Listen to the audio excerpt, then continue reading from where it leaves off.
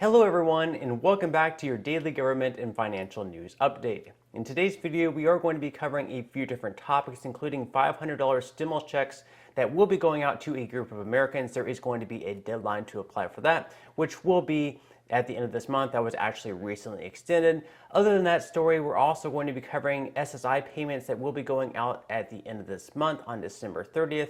This is going to be the second payment of this month, actually, and those are going to be up to $914 after the 8.7% boost. We're also going to be going over the payment schedule for 2023 as far as January goes, and which months SSI recipients will actually be getting two payments. So we're going to be covering those stories and a little bit more. Now, if you enjoy these types of videos, I would definitely appreciate you giving this video a like, subscribing to my channel if you have not already, and making sure your notification bell is turned on. That way you will be the first one to receive these updates as they come out. So jumping right into the video for today, the deadline for Chicago Resiliency Fund 2.0 program extended until the end of this month. So if you wanted to apply for the Chicago Resiliency Fund 2.0 program but missed the deadline, now you have another chance. Mayor Lori Lightfoot and the Chicago Department of Family and Support Services announced Thursday that the application for the program has been extended. Applicants now have until 11:59 p.m. on December 31st to fill one out. So previously this deadline was closed, but they went ahead and extended it until the end of this month. So if you live in the Chicago area, you will have just a few more days to go ahead and fill out this application if you would like to receive these $500 payments. So the program provides $500 in cash payments to over 4,000 Chicagoans in need. There are still 2,000 awards still available. So there's a lot of people living in Chicago. There's only 2,000 awards left to be handed out. But if you live in the Chicago area, there is certainly a chance. It says to be eligible, you must be a Chicago resident who is at least 18 years old and had to claim a dependent such as a college student living at home or family member with disabilities on your 2019 tax return. So basically there are some eligibility requirements here. First, you must be at least 18 years old. Obviously, you must live in the city of Chicago. And then also you had to claim a dependent, whether that be a college student living at home or perhaps maybe a family member with disabilities. And this would be on your 2019 tax returns. In addition, your household income must be at or below 300% of the federal poverty level. So it lists different scenarios here, what your income would be based on how many people are living in your household. So if it's just one person living in your household, this number would be $40,770. And as we can see, working down the list here, two people would then be $54,930, three people, $69,090. And as you can see, we're working our way down the list here. And it grows depending on how many people are living in your household. So if you live in the Chicago area, I would definitely recommend going ahead and applying for that. And you can apply at www.chicash.org. So go ahead and pass it along if you have any friends or family in the Chicago area that this could definitely help out. Next up, we have SSI payments going out in just a few days on December 30th. Now, of course, if you receive SSI benefits, you would have already received your first payment on December 1st. This would have been in the normal amount that you received all year long in 2022. This next payment, this, I guess, bonus payment that you've been hearing from a lot of people, is going to be released on December 30th. This is actually just going to be your payment for January, so you will not be receiving a second payment in January. This is basically going to be your advance payment for January, simply because January 1st falls on a weekend, and anytime the 1st falls on a weekend, you'll actually be receiving your payment in the previous month. So according to GoBankingRates.com, supplemental security income recipients will receive their January 2023 payment in December. SSI benefits are usually paid on the 1st of the month unless the date falls on a weekend, in which case payments will be issued on the Friday before, which is Friday, December 30th, according to the Social Security Administration. Because of a quirk in the 2023 payment schedule, SSI beneficiaries will get two SSI payments in March, June, and September, while no payments are deposited in January, April, July, and October. So again here, there's going to be two SSI payments. Once again, this month in December, your next payment is going to be on December 30th, whereas the first one was obviously on December 1st. And then there's also going to be two payments in 2023 in March, June, and September, which simply means the following month you won't be receiving any extra payments. So this is not necessarily a bonus payment this month. It's just going to be your January payment for 2023, which should be around 8.7% higher. And as it says here, SSI beneficiaries will also receive a much higher payment in 2023 thanks to an 8.7% COLA announced by the SSA, the biggest hike in more than 40 years.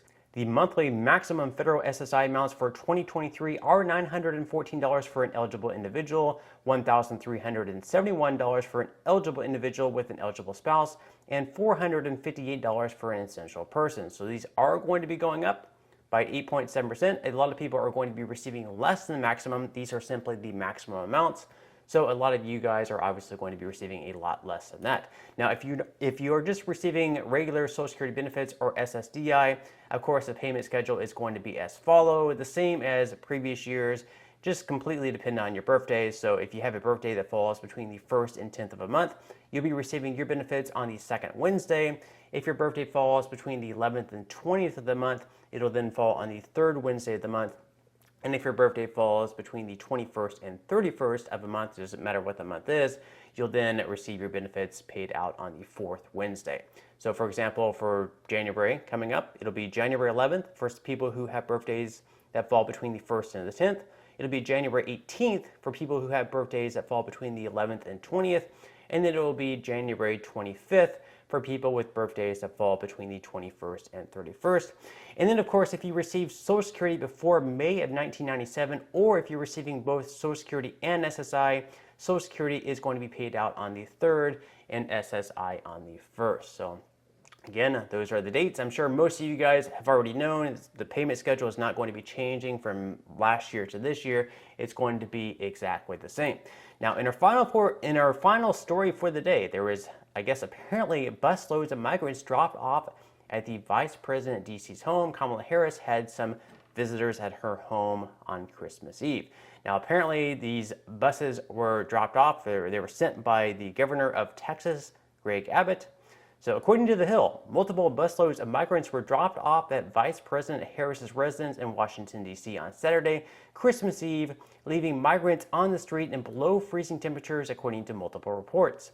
3 busloads of migrants were driven to D.C., ABC 7 reported, and arrived outside the Naval Observatory, which is the Vice President's residence. The migrants were later taken to a church by the Migrant Solidarity Mutual Aid Network, a local aid group. So again, it's saying here that this is something that most likely the Texas Governor Greg Abbot was responsible for doing, as he has done so in previous times. We've also seen Florida Governor Ron DeSantis pull this stunt as well. And it's basically a move that they're making more so because, you know, we're seeing inaction by the Biden administration as far as the border crisis goes.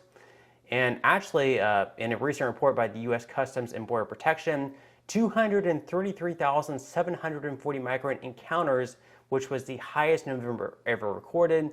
And it was a large increase over last November at just 174,845. So we can look at this chart right here, and we can see, you know, the huge amount of border crossings in 2022 when compared to 2021, and, you know, huge over 2020, which was Trump's last year.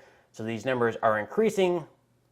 The reason, we're not necessarily sure. You know, it could be because of Biden's policies of perhaps being more welcoming towards these immigrants. It could also be, you know, just people being more desperate from being in countries that are really suffering economically. I mean, to have to go to a different country is definitely scary, not something that people would necessarily want to do. I know for a lot of us, if we had to move to, let's say, Canada or something like that, there's a lot of uncertainty. Or if we had to move to Mexico, let's say, there would be a lot of uncertainty. If we had to pick up and move with our family, not have anything stable there, it would be a hard move for us. But again, you know, there is obviously a lot of issues here. Now, there's also members of the Biden administration saying, like, it's not that just people that are walking across the border, it's not that easy for them. They're actually getting across in a difficult way. However, according to MSNBC, illegal immigrants say that they're apparently just walking right into the U.S. There's no one really even guarding the border. It's pretty easy for them, so watch. It is not that simple. It's not just that people are walking across the border. We were even able to see, as of last night, a lot of migrants just crossing, and migrants I spoke to this morning saying they haven't had any interaction with U.S. immigration authorities. They just walked right in. Also, according to MSNBC, El Paso is apparently overwhelmed and in current chaos with hundreds, if not thousands, of illegal immigrants, and they're being forced to sleep on the streets because they just ran out of these shelters. They have homeless shelters set up for these people, but apparently, of course, they're just overbooked at this at this point in time. So we have thousands of people on the street.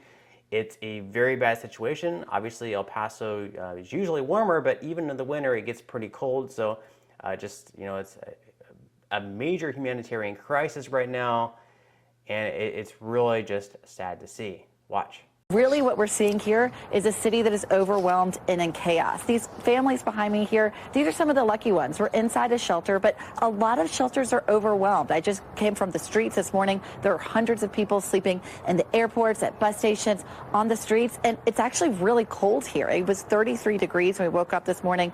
Migrants were huddling together under blankets for warmth because even though Title 42 hasn't lifted yet, so many people have been able to come across. Not every nationality gets expelled, but we just spoke to people at this shelter here. Ruben Garcia, who runs this shelter, who says, look, already there are people sleeping on the streets. The numbers that will be sleeping on the streets if Title 42 lifts is unfathomable, and he says the federal government will have to do more.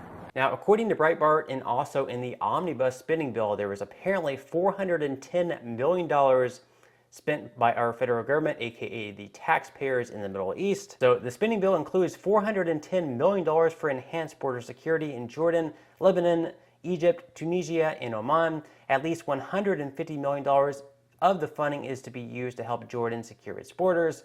So a lot of people are saying that we're spending, over $400 million to help secure borders of other countries, yet we're not really using a whole lot of money to secure our own borders. Now, I don't necessarily have a lot of problem with people trying to come here if they want to create a better life for their families. A lot of these people live with very bad governments, and they're great people and they're hard workers, and they would actually help make our country better. But then you have a few selected people who are coming over here, and they might be, career criminals. They might be, drug dealers, and we don't want those types of people. So if we can actually kind of vet who's coming into our country, and making sure it's these great families who are going to come here to make our country even better, that is completely fine with me. But we need to be, probably having a better, a more secure border to really find out who is entering our country, who is here, and not letting just, anyone cross over. So those are my personal thoughts. Let me know what your thoughts are on that in the comments section below. And as always, if you made it all the way to the end, thank you so much for watching. And if you would like to receive up to 12 free stocks and $5 worth of Bitcoin, in the pinned comment below, I will be leaving a link where you can receive just that from my partner in Webull. So thank you so much for watching once again, and I will see you in the next video.